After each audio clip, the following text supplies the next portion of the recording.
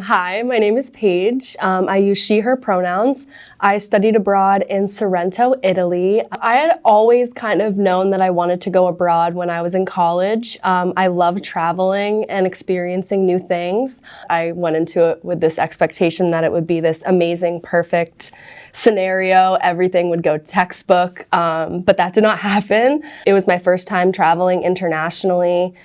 First time traveling by myself, and I would say the biggest aspect of the culture shock that I experienced were the little things, just small aspects of my daily life that I didn't really expect to change, as well as the idea that I was going to get to Italy and it was going to be all sunny and beautiful and everything, and it was the winter season, not a lot of people out on the streets, so that was kind of a shocking change too. I think that all of these changes and these shocks and kind of bumps in the road that I experienced happened because when everyone comes back from going abroad, you hear about all the amazing parts of abroad, which of course you're going to share your amazing stories.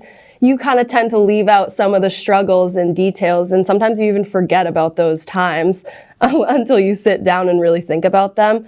So I think I went into this thinking it was just going to be this super smooth sailing, incredible experience, which it was, but you're not immune to having bad days and challenges along the way. So I think I wasn't really prepared for that. One of the other big things that I struggled with in the beginning of my journey abroad was homesickness. It was definitely difficult, paired with all of the culture shock that I was experiencing and just kind of bringing it back down to reality a little bit. It started to hit me, but I tried not to dwell on it, and I tried to find avenues that I could take to kind of help myself get through that feeling of missing people at home. So after about 2 weeks of being in Sorrento, things kind of started to turn around for me. I started to get over some homesickness that I was struggling with, get over the culture shock, and I was really beginning to enjoy my time. And I was like, oh, maybe this was not a mistake, because that was a thought that ran through my mind in the very beginning.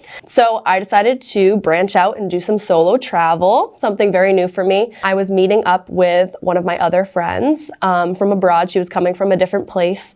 So we both flew solo to meet up in Belgium. And our trip was great. We had so much fun. And before we knew it, it was over and it was time to go back. And I travel again alone back to Sorrento. I get to the airport, get to the train station to catch my bus, and I missed it. So I'm now stuck at the bus stop by myself in the middle of the night, young girl, obviously a tourist, and I was targeted for some petty crime, which is pretty common in Europe.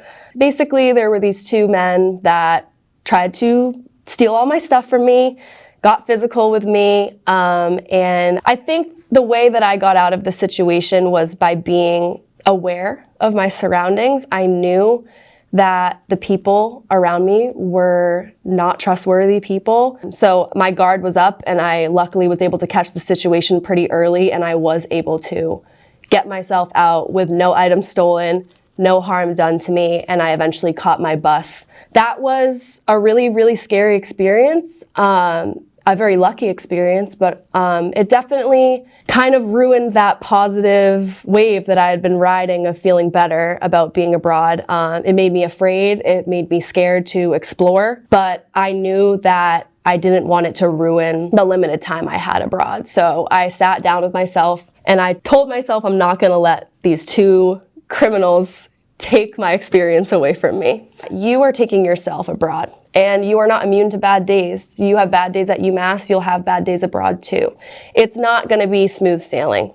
So that's important to know. And it's important to recognize those things and figure out how you're going to deal with them.